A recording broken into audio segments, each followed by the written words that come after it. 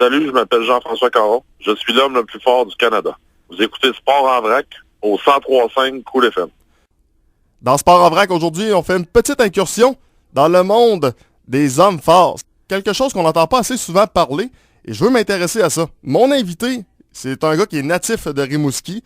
Il est l'homme le plus fort du Canada. Il est 8e mondial. Et bien sûr, son but, c'est de devenir l'homme le plus fort du monde. Avec moi, Jean-François Caron. Salut Jean-François, comment ça va? Salut, ça va bien? Oui, ça va bien. Jean-François, je veux qu'on commence peut-être par le début. Comment qu'on devient un strongest man? Je veux dire, ça peut pas être n'importe qui dit « Du jour au lendemain, je vais aller me combattre un peu contre les hommes les plus forts du monde. » Non, ça c'est sûr. Ça prend un certain bagage génétique. Puis, premièrement, il faut avoir la chance de connaître le sport puis de découvrir qu'on a un talent pour ça. Moi, j'ai été chanceux. J'ai connu des gens qui compétitionnaient dans les hommes forts, ont vu que j'avais un certain potentiel, m'ont fait essayer les fameuses épreuves. Puis moi, j'ai pogné carrément le goût de ça, de vouloir performer. Fait que depuis 9 ans, dans le fond, j'ai jamais arrêté de m'entraîner puis de vouloir devenir de plus en plus fort. Les gens que tu côtoyais, j'imagine, c'était un peu dans les gyms? Moi j'ai connu à l'époque à Montjoly, quand j'habitais encore là-bas à Saint-Laurent, Yannick Normandin, qui était à l'époque un homme fort professionnel qui évoluait sur le circuit provincial. Puis il m'a initié au sport, étant donné que la compétition provinciale de 2004 se déroulait à Montjoly cette année-là. Puis avec un petit 3 semaines d'entraînement, là, je me suis préparé puis j'ai participé à ma première compétition d'homme fort.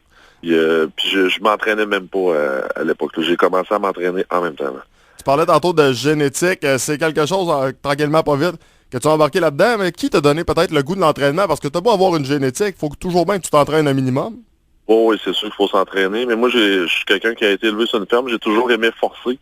Fait que quand j'ai commencé à toucher au poids aux haltères, tout ça, dans les gyms, là, j'ai tout de suite aimé ça.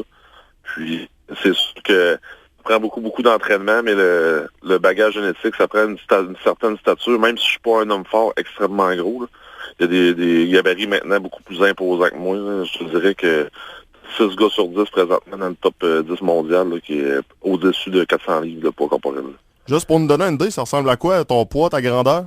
Moi, je suis à 6 pieds 2 pouces, 315 livres présentement. Ouais, je pense qu'on peut quasiment dire que t'es une échalote dans ce milieu-là, ou pas loin. Ouais, admettons dans le top 10 mondial, présentement, c'est moi le plus petit athlète. Puis t'es quand même dans les plus forts, fait que c'est assez impressionnant, pareil, quand on regarde ça. Ouais, souvent, mais les plus petits athlètes vont souvent avoir d'autres aptitudes, comme l'aspect de vitesse, d'endurance cardiovasculaire, chose qu'un très gros gabarit d'athlète n'aura pas. Fait que c'est pour ça qu'on est capable dépendamment des épreuves, de pouvoir battre ces gars-là.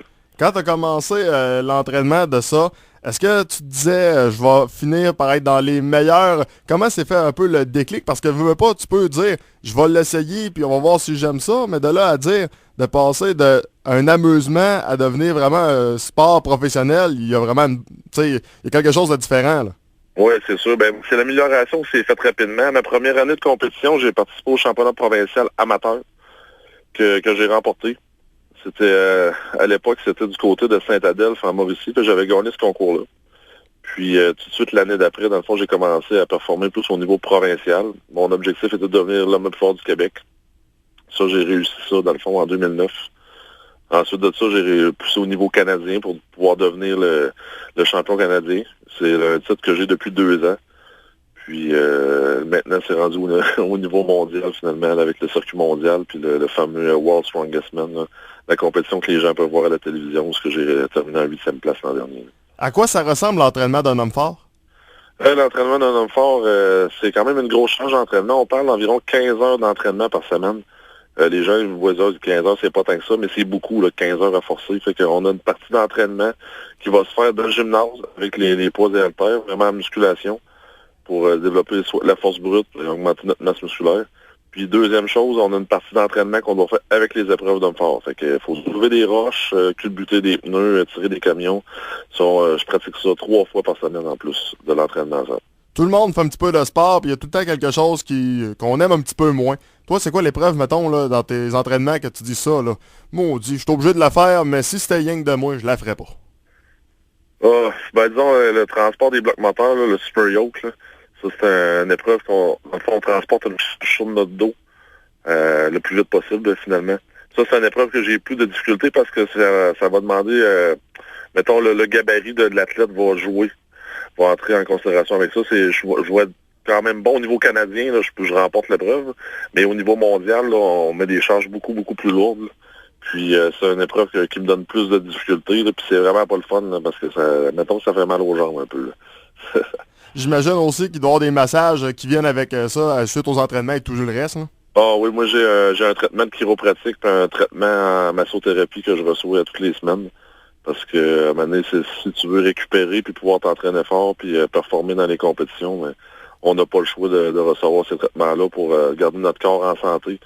C'est vraiment là, éviter les blessures au maximum. C'est ce qui va stopper souvent la carrière d'un athlète. Puis c'est ce qui peut gâcher une saison assez rapidement. Juste pour le fun, t'es rendu à quel âge, là? Là, j'ai présentement 30 ans. Est-ce que c'est vieux dans ce milieu-là? Non, je suis pas vieux. Je te dirais que le pic de force des athlètes arrive en milieu trentaine. C'est sûr qu'il y a des athlètes, des fois, vont commencer à compétitionner beaucoup plus jeunes, mais vont avoir des carrières qui vont se terminer plus vite que des athlètes. On a autant des athlètes qui performent aux alentours de 25 ans, puis il y a des athlètes qui performent très bien dans la quarantaine présentement, au niveau mondial, je parle. Okay. Sauf que c'est des athlètes, ça fait quand même longtemps qu'ils performent, mais ont réussi à rester loin des blessures. Ça, il y a un peu le facteur chance aussi là, qui entre en ligne de compte. Bref, si t'es pas blessé, ta carrière peut se prolonger le plus possible. Oui, c'est justement, le monde demande souvent, dit quand est-ce que tu penses arrêter ça? Ben moi je pense que tant que la progression va continuer, puis qu'on va avoir le goût de forcer, on va continuer, mais une blessure ça pourrait finir la semaine prochaine. Il faut toujours être conscient de ça. La diète, je vais appeler ça la diète, là. L'alimentation d'un homme fort, ça ressemble à quoi? Fais-nous un petit peu une idée, parce que des fois on entendait parler de Michael Phelps là, qui pouvait prendre jusqu'à 5 Red Bull et qui mangeait quasiment comme un cochon, puis lui c'était correct parce qu'il dépassait tellement d'énergie. Toi, ça ressemble à quoi? Ben moi je suis chanceux d'avoir une bonne génétique, là. Je suis un ectomorphe, ça veut dire que je suis quelqu'un qui engraisse pas finalement. J'ai un métabolisme très rapide, mais ma diète, c'est vraiment beaucoup de calories. On parle d'une diète qui va varier entre 5 et 7 000 calories par jour. Ouf. Puis ça veut dire 7 repas, plus les suppléments, les shakes, tout ça. Ça veut dire qu'on passe notre journée à manger. Puis c'est l'aspect de discipline le plus dur, je dirais. Parce que, il faut tout le temps manger, puis retourner manger. Puis, des fois, on est pressé dans le jour, puis on travaille tout, là. Puis on n'a pas juste ça à faire, mais il faut prendre le temps de s'arrêter puis de manger, justement. C'est ce qui va permettre à notre corps de récupérer puis garder notre masse musculaire. Là. Parce qu'un athlète qui ne mangera pas assez, il ne pourra pas performer, surtout si on parle à des niveaux ce que je suis rendu. C'est le bout de discipline que je trouve le plus dur, là, vraiment. Parce il faut le dire, c'est pas un milieu où les athlètes gagnent 150 000 par année non plus, là. Non, c'est pas un sport extrêmement payant. C'est sûr, on parle, mettons, le top 3 mondial. On a quand même des très, très bons commanditaires. Mais ici, au Canada, ça a toujours été difficile là, pour les athlètes de se démarquer. Parce que la possibilité d'avoir des gros commanditaires est, on dirait, plus difficile. Aux États-Unis, souvent, les athlètes vont être sponsorisés par des grosses compagnies. On va avoir pratiquement un salaire. Là, en Europe, c'est la même chose. Et ça, au Québec, là, c'est beaucoup plus dur. Fait que moi, j'ai pas le choix de travailler. Moi, je suis propriétaire d'un gym. Puis, je travaille comme portier dans un bar aussi. Fait que je travaille mon 50 heures par semaine comme tout le monde pour rejoindre les deux bouts. Puis les bourses que les compétitions nous donnent, ça, on peut pas se fier à ça non plus. Fait que quand on en reçoit une, ben c'est comme un petit bonus. Puis ça nous donne le goût de continuer. Mais ça, c'est des montants d'argent pas tellement élevés. Du côté des épreuves, ton épreuve favorite, c'est laquelle? Mon épreuve favorite, moi, ça se trouve être le soulevé de terre. Au niveau du soulevé de terre, depuis les 3 dernières années, au niveau mondial, il n'y a personne qui m'a battu à cette épreuve-là. Fait que je suis un des favoris toujours pour remporter le soulevé de terre. Encore en fin de semaine, on compétitionnait du côté de Sherbrooke, puis c'est une épreuve que j'ai gagnée très facilement. Là. Ça, c'était une compétition, je me trompe pas, qui était filmée par Canal D ou en affaire du genre? Oui, en fin de semaine, c'était... Canal D lance une série, ça va s'appeler Fort comme le rock. C'est une série de 6 émissions sur les hommes forts au Québec. Dans le fond, ils vont suivre 5 athlètes dans leur quotidien, montrer un peu c'est quoi la vie d'un homme fort. Puis en fin de semaine, ils déroulaient une compétition sur 2 jours, compétition d'envergure canadienne. Là. On avait, mettons, 10 des meilleurs athlètes au Canada. Là. Vraiment, les top canadiens étaient tous là. Puis ça va être diffusé dans le cadre de cette série-là pour pouvoir voir les gars compétitionner un contre l'autre. Puis les gens d'après moi vont pouvoir voir ça dès l'an prochain, là, saison de Canal D. Ça va pouvoir en même temps vous donner un petit peu plus de visibilité? Oui, officiellement, tout ça est dans le but de faire connaître le sport. Parce que, justement, pour aider les athlètes, parce qu'on si on pense pour compétitionner au niveau mondial, on a des frais de déplacement, on va en Europe, tout ça, il y a beaucoup de frais reliés à ça. Puis pour pouvoir poursuivre dans le sport, ben ça nous donnerait beaucoup plus de chance. Là. Puis beaucoup plus de temps pour s'entraîner. Parce qu'on pense à un athlète qui n'a qu'à s'entraîner, qui est payé pour s'entraîner, un avantage là, considérable là, par rapport à un gars comme moi. Les prochaines compétitions qui s'amènent pour toi, Jeff, c'est quoi? Les prochaines compétitions, ben moi, je vais participer au World Championship du circuit mondial de Strongman Champion League. Ça se déroule en Chine du 2 au 8 juillet. Ça, c'est la prochaine compétition d'envergure que je vais faire. Puis ici au Canada, ben ça va être le championnat canadien qui va se dérouler la 3e fin de semaine de août là, dans le cadre d'Expo Québec, là, la fameuse compétition qu'on peut voir à RDS à tous les ans. Je vais retourner défendre mon titre pour la 3e année. Est-ce que tu es plus nerveux pour le World Strongest Man ou pour ton championnat canadien? Parce que là, t'as quand même un peu de pression. C'est toi le champion? Oui, c'est sûr, hein, c'est moi le champion, mais mettons en fin de semaine, ça m'a donné quand même une bonne idée. C'est les participants du championnat canadien étaient tous là. Puis j'ai remporté la compétition en fin de semaine quand même avec une bonne avance. Fait que ça, c'est pas vraiment de nervosité, mais c'est sûr que le World Strongest Man, oui, je sens vraiment une pression. Parce que oui, j'ai passé en finale l'an passé. Mais tu sais, ça veut pas dire que c'est gagné d'avance cette année. Là. Passer en finale, là, c'est rendu de plus en plus difficile. On a un calibre d'athlète, une qualité d'athlète là, qui augmente à chaque année. Puis même des favoris cette année qui n'ont pas passé. Là. Parce que moi, pour faire ma place en finale cette année, dans le fond, j'ai dû battre un favori, qui est Derek Ponstone, qui est un Américain, un des 3 meilleurs Américains présentement sur le circuit. Un runner-up du World Strongest Man, déjà terminé 2e en 2008. Fait que ça, c'est des surprises pour faire ta place. Là. Fait que cette année, c'est sûr que ça va être encore très difficile, mais il faut se battre pour faire la finale, mais c'est toujours l'objectif. Juste pour terminer comme ça, j'ai une question concernant les foules. Quand c'est du côté d'Expo Québec, bon, on sait à peu près à quoi ça ressemble les foules, là. Mais lorsque tu vas dans des compétitions mondiales comme ça, est-ce qu'il y a beaucoup d'attrait pour le sport? Oui, du côté de l'Europe, là, quand je vais commencer en Europe de l'Est, il y a de très, très grosses foules. Je pense la plus grosse foule l'an passé était en Lituanie.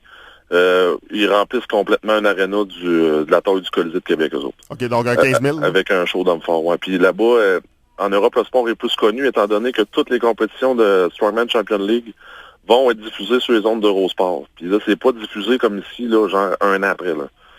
C'est quand même assez rapidement. Puis cette année, on avait même une partie de la compétition qui était la compétition mondiale de soulevé du bio, qui était en direct à Eurosport. Fait que d'être là, les gens connaissent plus le sport, puis quand on commence à avoir des compétitions en direct comme ça à la télé, là, premièrement, c'est des coûts très élevés là, pour pouvoir faire passer ça en direct. Puis, mais là-bas, ça fonctionne, il y a beaucoup de gens. Mais si on pense au World Strongest Man, les gens vont voir que la foule est quand même petite. Ça, c'est parce que le World Strongest Man, ça se déroule sur 2 semaines. Puis les gens qui viennent voir la compétition, là, c'est pas condensé en une journée ou 2. C'est vraiment un show de TV, fait que la foule est plus petite. Là. Et au Québec, on est chanceux, on a des très très belles foules pour les compétitions d'emploi. Ah ben tranquillement pas vite, je suis certain, surtout avec cette entrevue-là, que les gens vont s'intéresser de plus en plus au sport. Moi honnêtement, j'en ai appris beaucoup, et j'espère que les gens en ont appris autant, puis encore une fois, merci Jean-François. C'est moi qui vous remercie. Merci, bye bye. Bye bye. Donc voilà, c'était l'homme fort Jean-François Caron, numéro 1 au Canada, 8e au monde. Et il aspire à devenir le numéro 1 mondial.